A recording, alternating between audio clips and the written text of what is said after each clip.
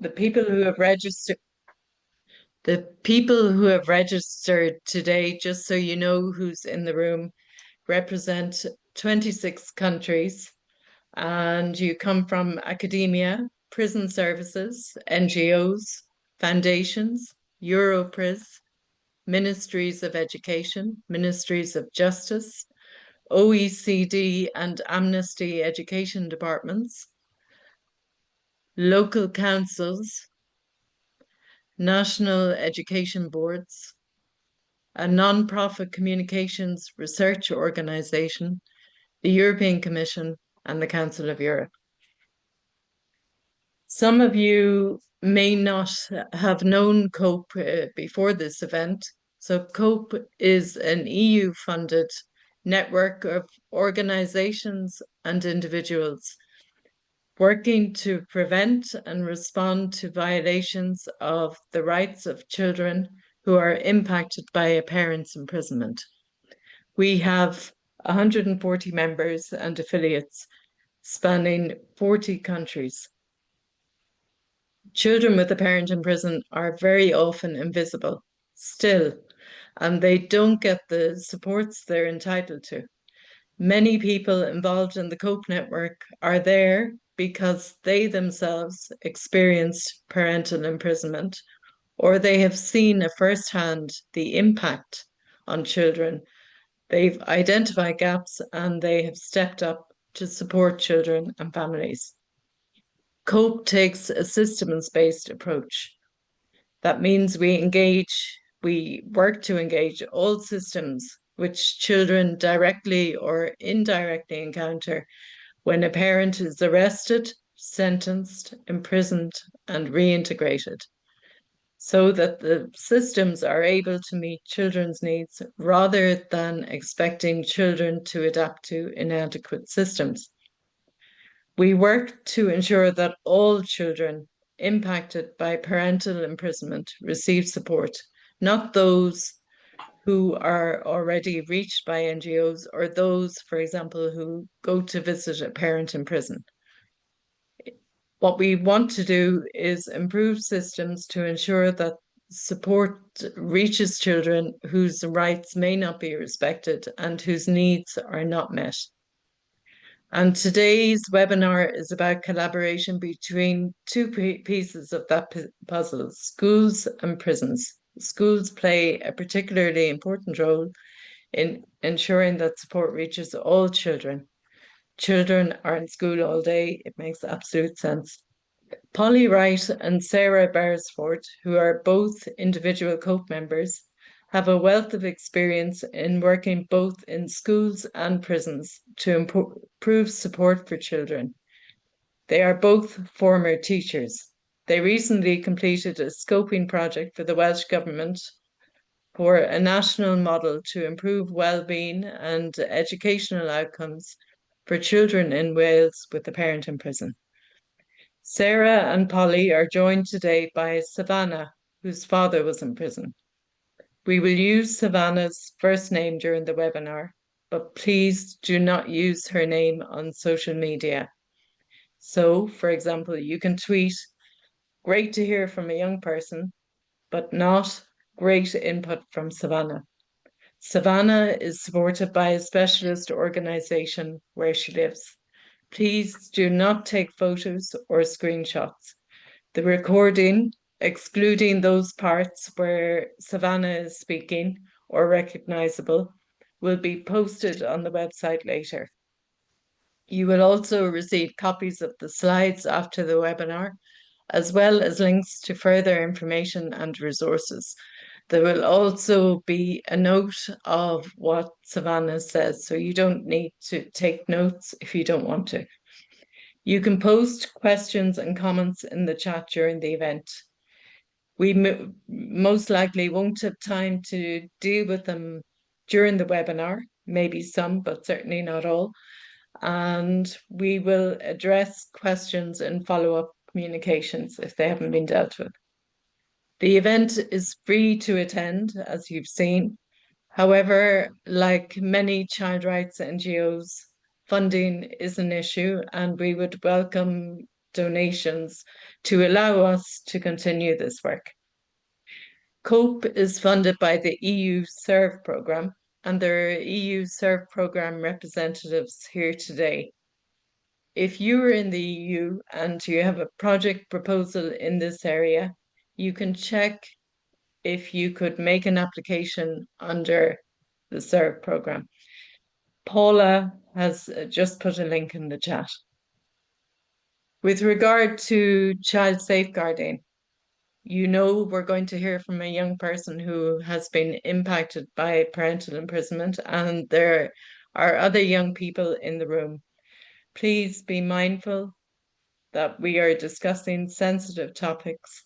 Please do not take photos or screenshots. I am the child safeguarding focal point for the event. This means that once I hand over to our experts, I will simply be monitoring that everything is okay from a child safeguarding perspective. If you have any concerns or questions, you can send me a message, a direct message in the chat, and my email will also be posted in the chat. Thank you, Paula. So if anyone has questions or comments after the event, please feel free to contact me.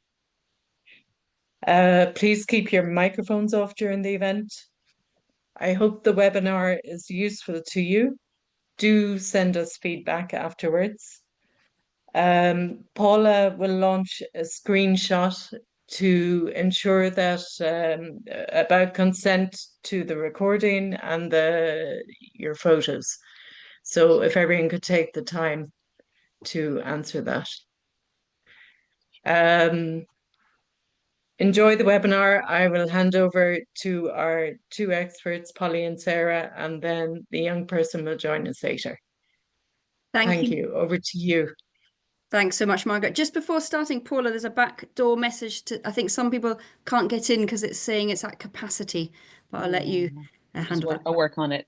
Thank you very much, Margaret, for your words of introduction. And it's fantastic to be here with you today and to be joined by such a wide range of countries and sectors and roles within those sectors. As Margaret said, Polly and I are both UK based, so our knowledge and expertise and experience is shaped by that context. But education and justice frameworks, the principles that we're talking about today are all shared. You know, the principles of those systems, there's so many commonalities. So even though we're from different countries, we can, I hope today, find something that will work for your context and that will be helpful for you. And we want today really to be the start of the conversation, a catalyst for further discussion and debate. And, you know, working across sectors and finding collaborative solutions to supporting children with a parent in prison isn't easy. We all know that. But maybe today there'll be one thing that you can take away. And in a sense, if today is the start of the conversation, or if you come away with more questions than answers, then Polly and I will have done our job. So that's a sort of by way of introduction. We're very aware that some of you today have written academic research papers on the impact of children affected by imprisonment. Others of you have been delivering services for children over several decades, and you know this topic inside out. And some of you today are absolutely brand new to this. It's a new topic. You maybe don't know very much about it. So with that in mind, we wanted to set the scene and just give a little bit of background of what it is like for children when their parent is in prison. And as Margaret said, we'll be joined later by a young person who can tell us a little bit more. For those of you who want to know more after this webinar about the impact, then COPE has got lots of research and lots of resources, and they'll be sending out a resource sheet afterwards. So what is it like when someone goes to someone in the family or a parent goes to prison? Well, a few years ago, I asked some young people in Scotland exactly that question, and I was really struck by their answers. So let's start by listening to their answers, and then we'll say a little bit more. And this video, 800,000 voices, is available on the COPE website and available in different languages.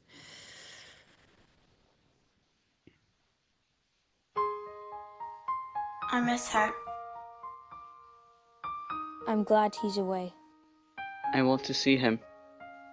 It takes ages to get there. I don't like the dogs. The dog's really friendly. I don't want to visit. It's an adventure. The noises are scary. Visits are fun. Visits are boring. There are toys and games. There's nothing to do. I just want to cuddle him. I don't want to see her. The officers are nice. They look scary in their uniforms. No one's telling me anything. They explained what had happened. They're all talking about me at school. No one's talking to me at school. I want to be like everyone else. I want my teacher to know. I don't want the school to know. I wish I could call him when I wanted. I like it when he calls me. I've got so much to tell her. I want to see my friends instead. I want to talk about it. I don't want to talk about it. I'm embarrassed. I'm proud of him. I'm sad. Glad. Afraid. Relieved. Shocked. Angry. Lonely. Children affected by parental imprisonment don't just have one voice. Each year, there are 800,000 of us in Europe alone. It's time to start listening. And for me, what that video really highlights is that every single child is an individual and will experience the imprisonment of their parent differently. And even within family groups, siblings may well experience things differently. What we do know is that there are common themes, as you can see here, and it affects every area of life. Separation from a parent due to imprisonment has a really significant and can have a long-term impact on children. They're more vulnerable to feelings of abandonment, and it can disrupt their attachment to that parent and affect their relationship to their other parent and caregivers. It's a huge has a huge impact. And there's so much change. A change in the family's financial situation, especially if the main earner is in prison. A different caregiver if the primary caregiver is the person in prison. And that may mean moving house, and that then may mean moving school. Some children take on a caregiving responsibility themselves. And basically, just everything is upside down. Families often experience really negative media attention, and they may then feel they have to move or be forced out of where they're living. So the impact on children's mental health is very significant. They can experience a wide range of complex emotions, and we heard some of those in that video. So grief and trauma, fear, anxiety, anger. Some children talk about feeling relieved, and many children say they feel all of those at the same time. And yet often there's nowhere to go with those feelings, or they're asked to keep it a secret, or nobody's talking to them about it. So you can imagine then concentrating at school, which is one of the things we're talking about today, is really difficult, very hard to learn if you're worried about someone, or you're missing someone, or you can't talk about your feelings. Other children at school may say unhelpful comments. Unfortunately, teachers at school may do the same. And that unhelpful media attention could just make all of that worse. And all of that, all these emotions and all these changes with little to no support. And in fact, many families and many children say rather than being supported, they're further stigmatized and they're pushed out of any support, pushed out of networks that might support them. And we know that positive child-parent relationships are important to children's well-being and their development. And we've got an obligation to support that under the UNCRC on Article 9, which is right at the heart of COPE's work. Children have the right to maintain a relationship and direct contact with their parent. And that is regardless of where their parent is. Obviously, there will be cases where that may not be in the child's best interest, but generally that right needs to be upheld. And despite this, though, when a parent is in prison, children's rights are not, they're not even considered, let alone upheld. And when a parent is in prison and there's that separation, even though the parent's in prison and the child's they're separated, the child-parent relationship still exists. It's not that the child's no longer their child or the parent is no longer a parent. They've still got that connection. And that relationship needs support. And everyone around that child and parent has a role to play in that support. So suddenly you've got schools and prisons, although two completely different worlds, in a relationship with each other. And Polly's going to go on and explain why it is those two worlds need to join hands. Thank you, Sarah. So let's start with schools first. Why are they an important part of the puzzle in terms of supporting children who have a parent in prison? Schools are where most children spend a significant amount of their time. For some children, this might be one of the only organisations outside of their family unit with whom they have regular contact. Even if children are not formally in school, for example, if they're homeschooled, most of the time they will be known to the education authority. While not all children with a parent in custody will be visiting a prison or having contact with the criminal justice system, most children will be engaged in education, as I said, and therefore schools and education providers can provide a really valuable point of contact and source of support for both children and their families. Schools are often a core part of a family's community.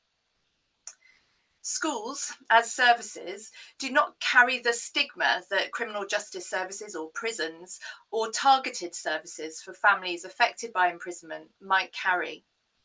As a result, schools are often well placed to engage families in support and open up those really important conversations about what families need, so that children and families can then feel more confident about going on to access that targeted support. While we know from speaking with children and families that they can feel discriminated against and isolated within their school communities, schools do have the opportunity to create communities of compassion through raising awareness about parental imprisonment, challenging discrimination and stigma, and really importantly, creating those safe spaces where children feel able to identify their needs. It's through these connected relationships, communities of compassion, and safe spaces that school communities can play a valuable role in mitigating the adverse experience of parental imprisonment and critically can support that recovery from trauma that some children will have experienced. Given that most children will be known to schools or education authorities, and they are often the only external agency regularly engaged with children and families, schools can play a really valuable referral pathway into other support services. This is obviously only possible when those schools are aware of both the needs of the children and the wider support services that are available to them. And that's something that Sarah and I are going to go on and talk about in a bit more detail later on. So prisons. Just as if we only worked with prisons to provide support for children with a parent in custody, we'd only reach the children who are actually visiting their parent in custody. If we only work with schools, we would be missing a really vital element of a child's life, that parent in prison. In education, it's widely recognised that involving parents in their children's learning can have a significant impact on a child's future outcomes and well-being. For children with a parent in prison, it's therefore essential that schools work with prisons, as that is where their parent is residing. Often engaging a parent who's in custody is easier than if you were trying to engage with them in the community. They've got more time to engage. They've got more time to consider information that you're sharing with them and their responses to that information. I think it's also really important to consider that some parents in custody will have had their own negative experiences of education. In England and Wales, 42% of adults in prison have been expelled or permanently excluded from education. 47% have no qualifications of their own, and 59% regularly truanted from schools when they were children. Supporting their children in school can start to break down the negative perceptions of education that they might hold and start to build relationships. And these are then relationships that can provide firm foundations for their engagement once that parent is back in the community. Working with parents in custody, we have an opportunity to support them in understanding both the benefits of engaging with their child's education for them and their child, while also helping them to develop their own confidence in and understanding of how to support their child's education effectively. Collaborative approaches, so bringing schools and prisons together, play a really integral role in helping us to uphold children's rights. Article 2, as we've put there on the screen, of the UN Convention on the Rights of the Child, say that children have the right not to be discriminated against or punished because of the status of their parent. By schools and prisons working in collaboration, we're considering models of support that can ensure that all children, not just those visiting prisons, have access to the support that they need to thrive, regardless of the status of their parent. Article 18 highlights that collaborative approaches between schools and prisons mean that parents can be supported to play a meaningful role in their child's education and development. That article states that all parties shall use their best efforts to ensure recognition of the principle that both parents have common responsibilities for the upbringing and development of that child. Hence why bringing schools and prisons together is so important.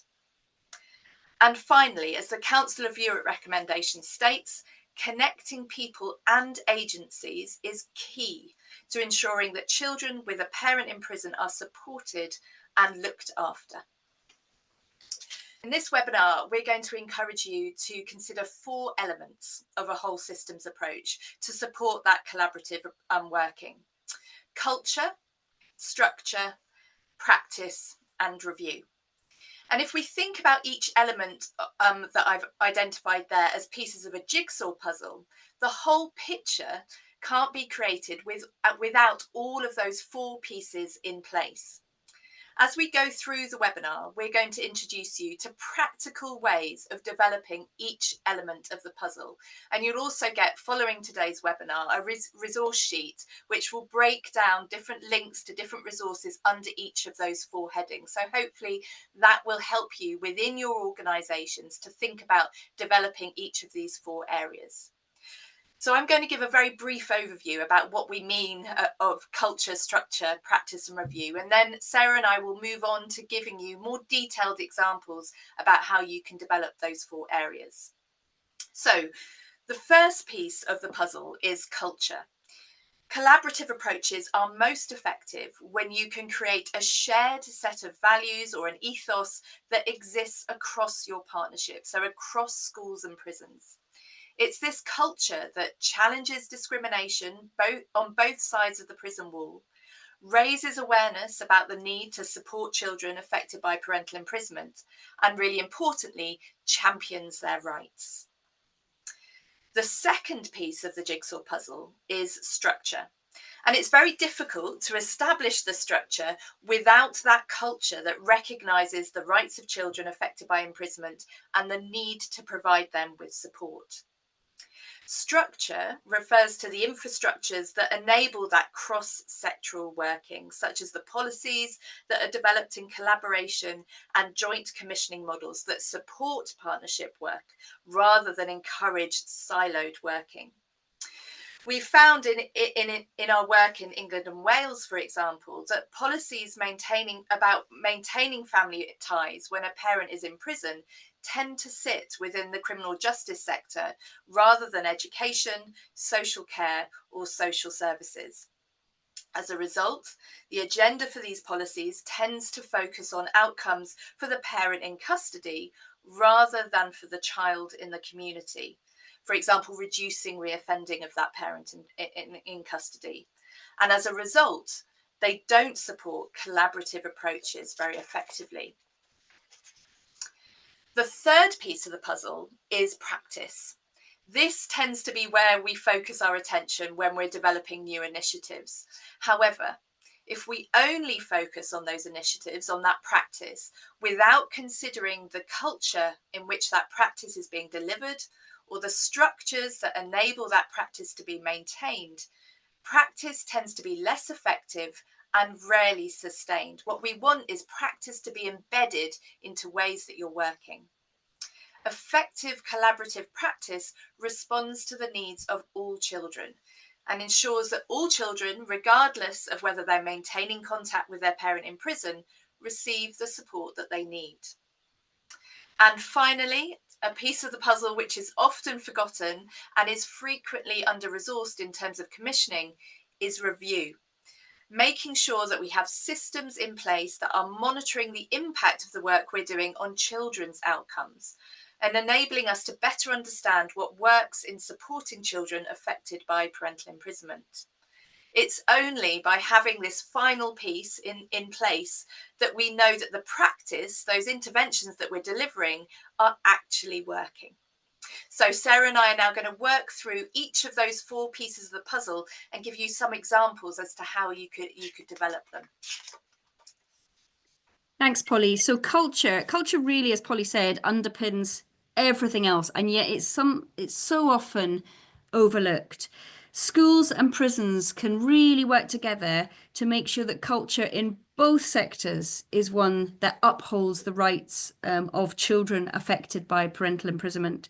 And you know, Savannah was saying they're so often seen as such separate worlds, but they've got this hugely important person in common, and that is the child of the person who's in prison. So for schools, it's about letting children know that if you have a parent in prison, this is a safe place to talk about what's happened. And for prisons, it's about thinking how children experience prison visits and all the ways in which children can continue to have meaningful contact with their parent in that prison. As Savannah said, making it real rather than fake, which it often feels like. So it's about, for both, having a culture where all staff are aware of the impact of parental imprisonment on children and aware of the rights of those children, and where that awareness and awareness of the rights are central to policy and practice. So how do they do that? How do you create a positive culture? Well, I think language is hugely important here. If you're going to create a community of compassion, a culture of compassion, the kind of language you use really, really matters. Both schools and prisons have got a role to play here. Both schools and prisons can challenge stigma and promote a culture of compassion through using language that is sensitive and kind and invites families to support. And I think, you know, I think we can't underestimate the role of kindness when it comes to culture. And in that prison that Savannah was at, there was obviously a culture where a prison officer thought, I need to be kind here to this family. That's a culture of kindness.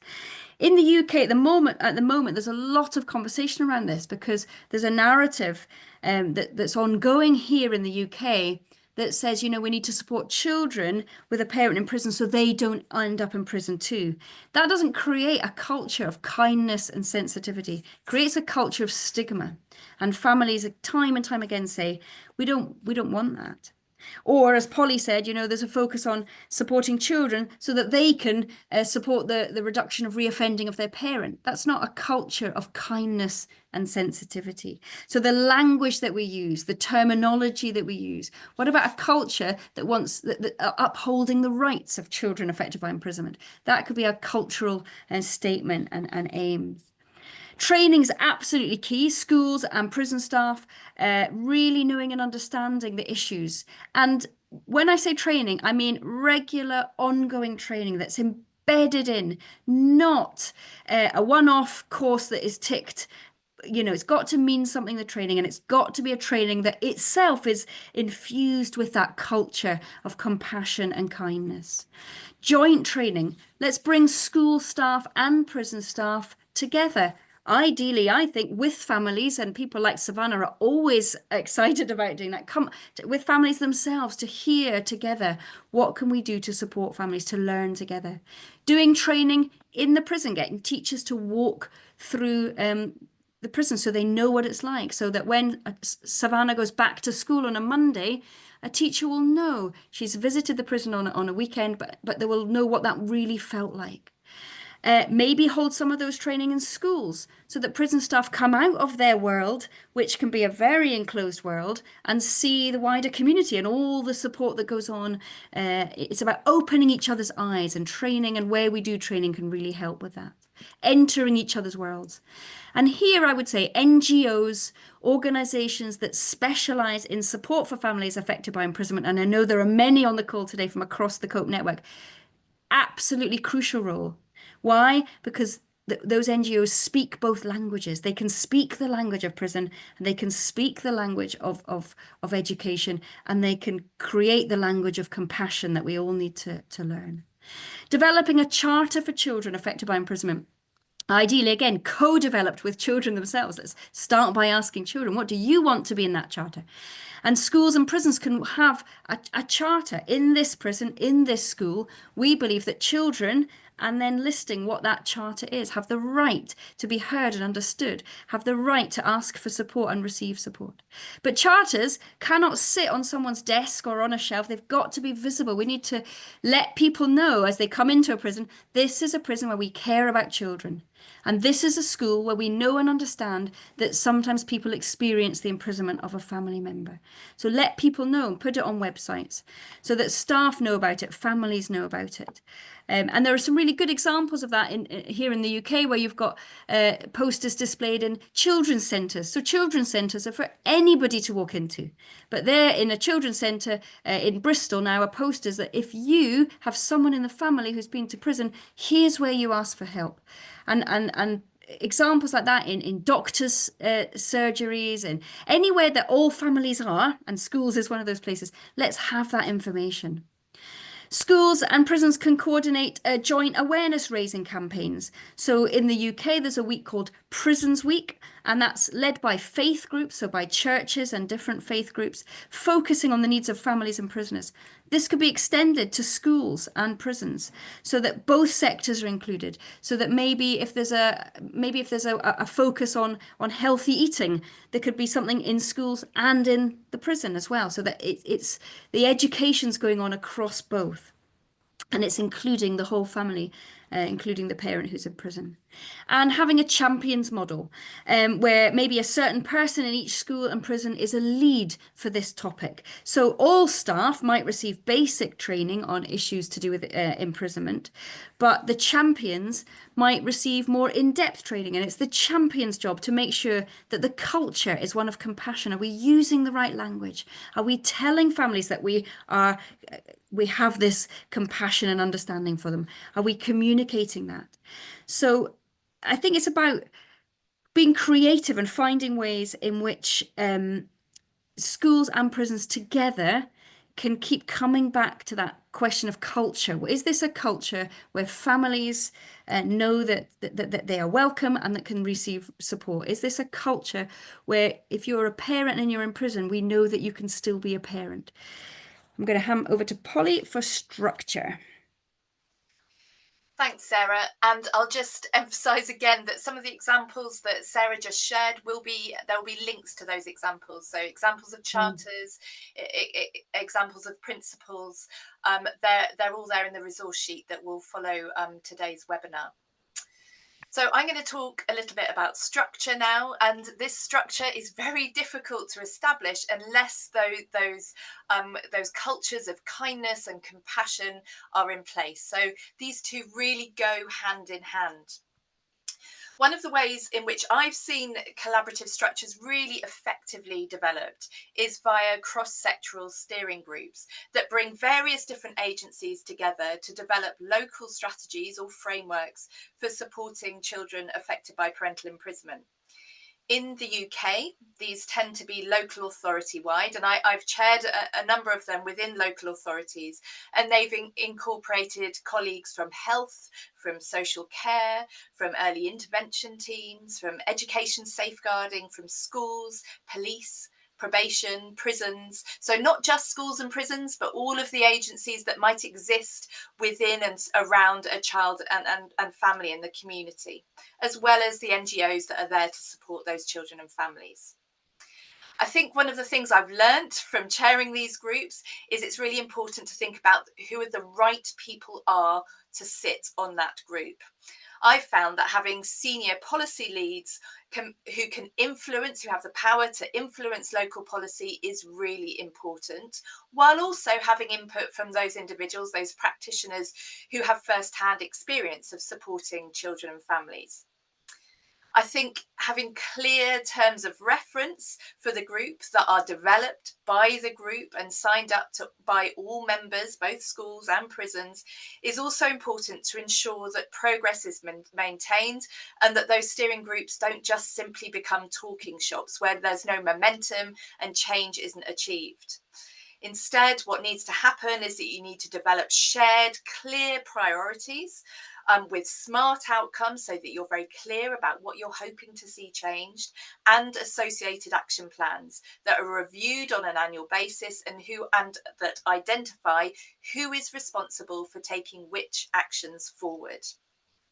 So, for example, on one of the local authority steering groups that I've sat on, one of their first key actions in their first year of delivery was doing a mapping exercise of their whole area to find out what provision was already in place for children with a parent in prison, what training was already in place, which organisations had which policies in place that might be impacting on children affected by parental imprisonment, so that there was a really good understanding of what the starting point was before they then planned and thought about what needed to change and where there were opportunities for collaboration. As I'll discuss in a moment, creating the mechanisms by which children and young people can influence and inform those action plans is absolutely essential. As you will have just seen from us listening to Savannah there, children and young people have incredible ideas in terms of where we could be developing practice, where there are opportunities for collaboration, and really practical examples of where we can take the work forward. Sarah and I have both, as we said at the start, been working on a project in Wales to develop a pan-Wales model of support across schools and prisons to support children with a parent in prison. And I think one of the most valuable aspects of that 12-month project was when we brought all of the key stakeholders together in a roundtable event to discuss where there were opportunities for collaboration, because those agencies just don't have the opportunity on a day-to-day basis to come together, to reflect, to think about joint ways forward together. And I think the feedback to us was that was really valuable for those agencies to sit round a table together, an opportunity that they rarely have.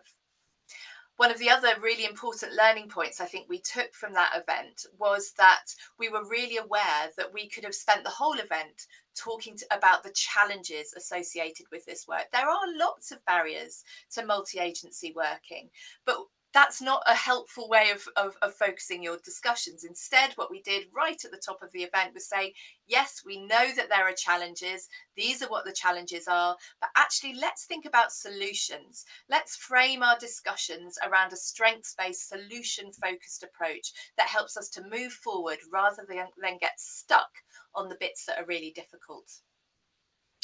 And I think it's also important to say it's not always about creating more meetings. We know that staff in education and prisons are often incredibly busy and very stretched.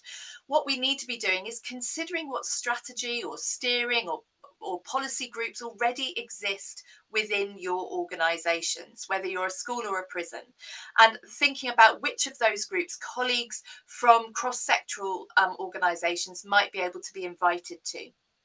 For example, some prisons in England have reducing reoffending groups, which are normally just attended by staff from inside that prison.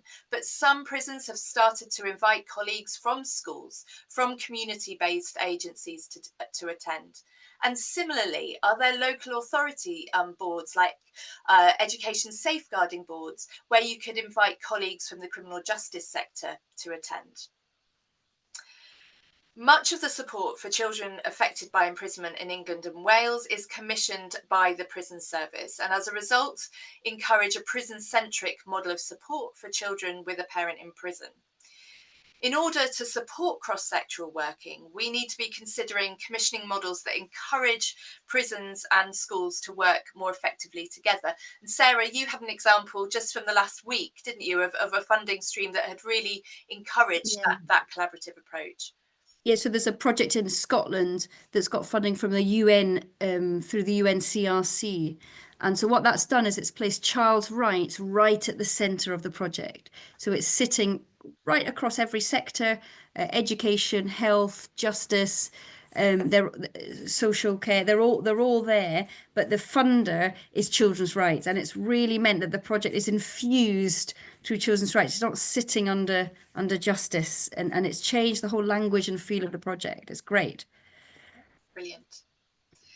And then finally, the development of policies. They're really important in terms of creating that structure that practice can then exist in.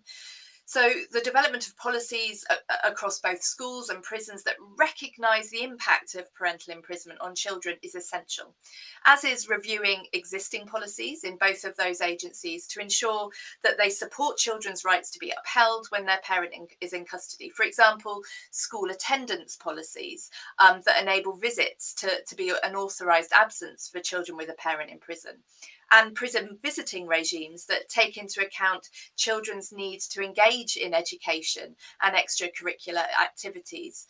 Is there a visit regime that allows children to visit after school, for example, in the evenings? Agencies working together to inform and develop policies together ensures consistent approaches to children's rights that are shared cross-sectorally and creates shared cultures committed to supporting children affected by parental imprisonment. And as we said before, key to developing these policies is engaging children and young people. So we need to be developing mechanisms that enable all children to engage in a way that's appropriate, safe and effective for those children. Thanks, Polly. And a collaborative approach is really essential when it comes to practice as well.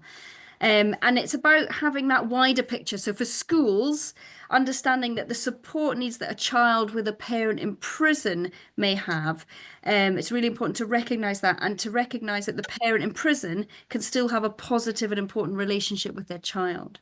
And for prisons, about seeing the person in prison, as we were saying earlier, as still a parent who can be involved in that child's life and education, even from prison. So it's about breaking down as many of the barriers as possible so that children can, as Savannah was mentioning earlier, do homework with their parent in prison. And we know that there are many prisons that have homework clubs.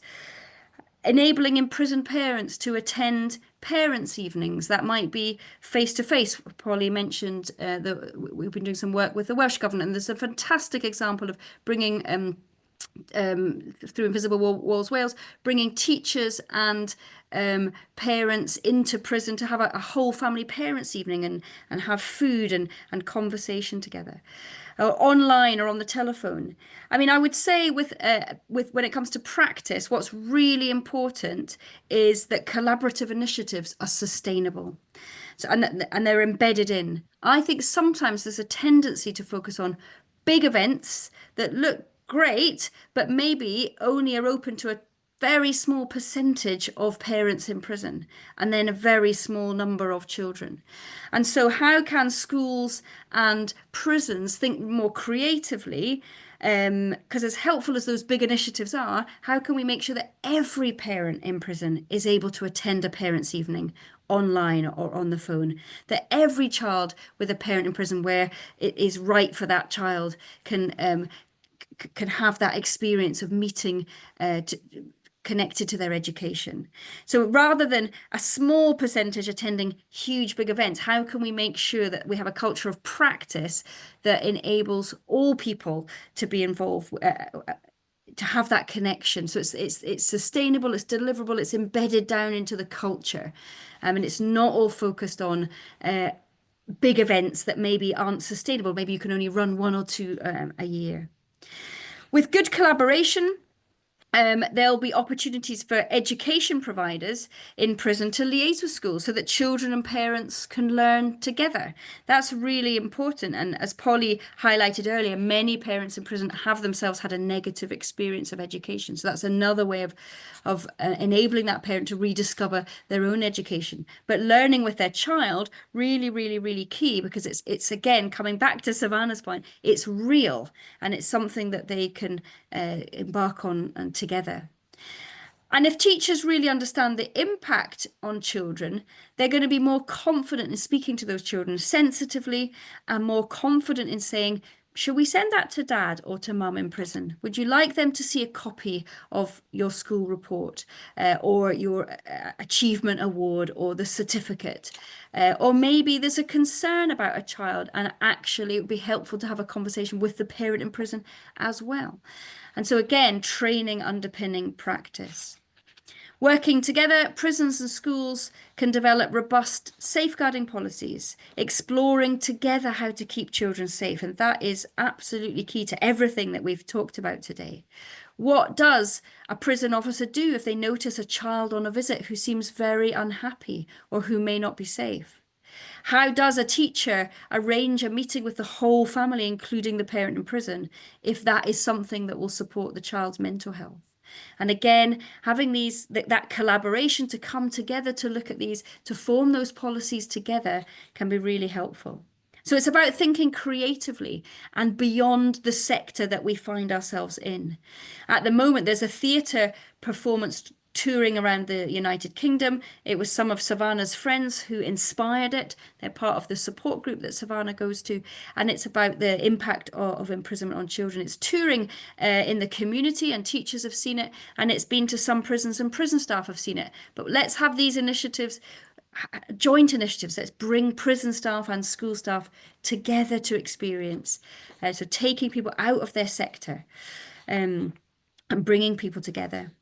Communication's absolutely key, and Polly mentioned this in the structures that Polly spoke about. Effective communication means that the right people in the school, so that might be the champion of children affected by parental imprisonment, or the wellbeing lead, or the head teacher, but the right person knows who to contact the prison and who to contact. And prison staff, maybe there's some prison staff with a particular family focus, they know how to make contact with a prisoner's child's school, if that will be helpful for the child. And again, we mentioned this earlier, but the role of NGOs in this is really important. They can broker those relationships, speak both languages, bring education and justice together, and provide the cross-cultural, cross-sectoral training that we spoke about. So with effective communication between schools and prisons, and with support from NGOs that specialise in supporting families, then you can start tackling really complex issues collaboratively. How do we create sensitive and appropriate information sharing protocols that are child's rights centred? And as Polly spoke about before, that project we did in Wales, it was over and again, people said it was coming together, being in the same room as teachers and prison officers and speaking together. That is what made the difference. One of the initiatives I'm working on here in the UK is using child impact assessments to ensure that children with a parent in the justice system are listened to, supported, and included in decision making about that support. And child impact assessments are really about children expressing how they feel and identifying their own support needs. It's as simple as that.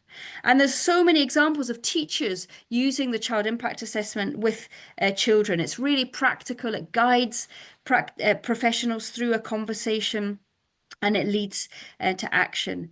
And it can also be used in prisons. So there's a prison here in England, and they're using the child impact assessment with parents in prison in two ways. They're reading the background notes to give parents in prison an understanding of how their children might be feeling. And they're using it to help parents have those difficult conversations with their children, to have the real conversation that Savannah spoke about, to actually ask children, is there anything you want to say to me? I want to listen to how it's been for you. Really, really important.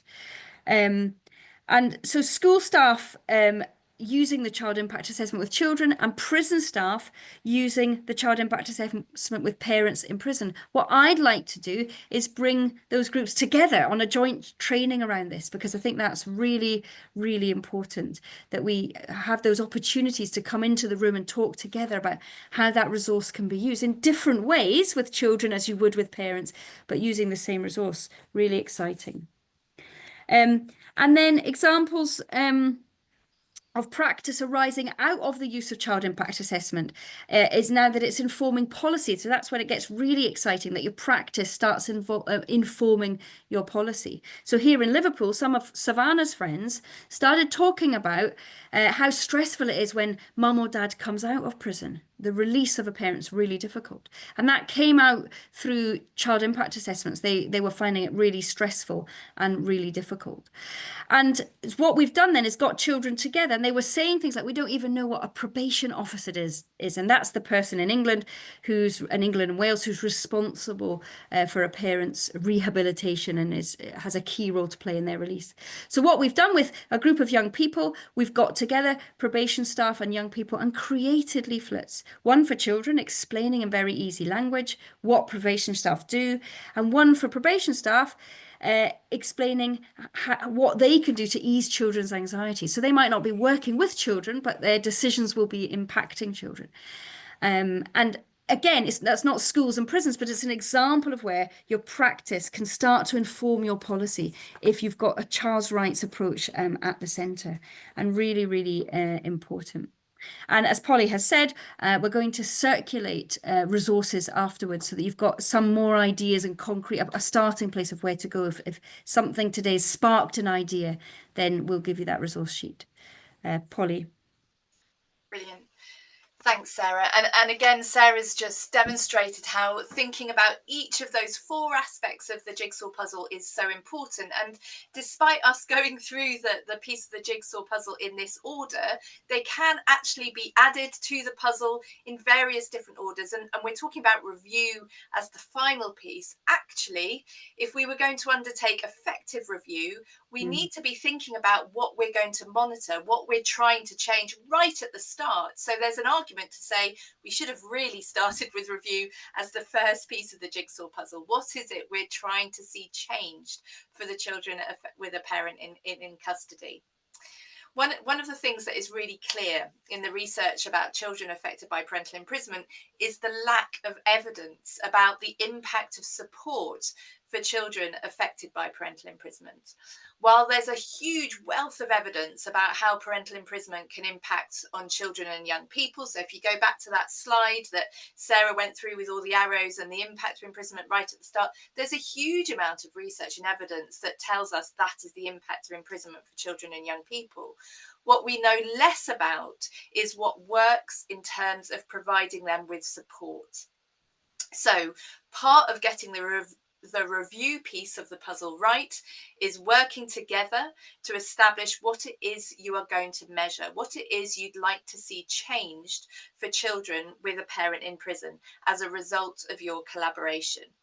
Too often we focus on outputs, and that's often what we're delivering, and that's often because that's what commissioners are asking us to feedback on: how many children we've engaged with, how many family visits we've delivered within the prison, how many homework clubs schools and prisons have worked collaboratively on.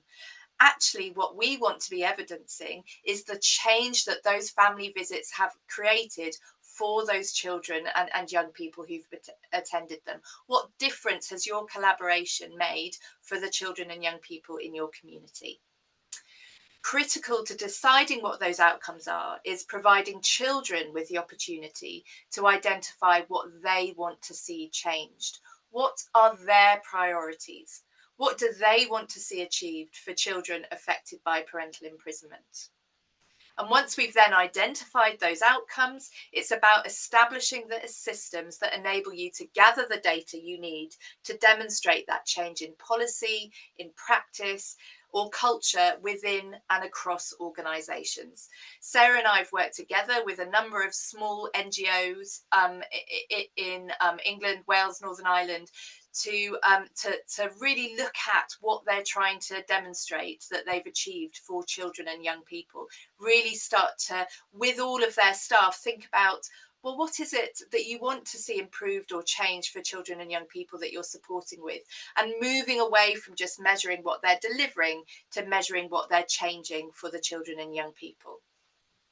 And I think really importantly, we need to think about how those systems, those review systems, enable children to contribute to the review process, not just in terms of them sharing their own experiences about how that service is impacted on them, but also in terms of supporting the actual delivery of that review process.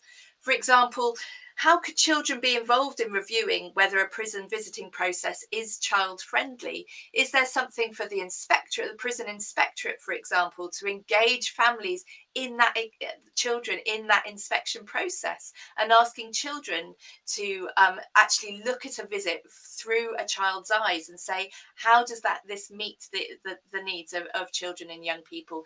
And equally asking children in a school, what is it that we need to develop in order for you to feel safe and supported and to feel like your rights are being upheld when you have a parent in custody? So that's a whole systems approach, and we hope that we've given you some food for thought in terms of some of the things that you could be considering in each of those 4 areas. Many of you will be doing much of that already, but hopefully you'll be able to share some of your experience, your examples of practice in the chat as well for others to see.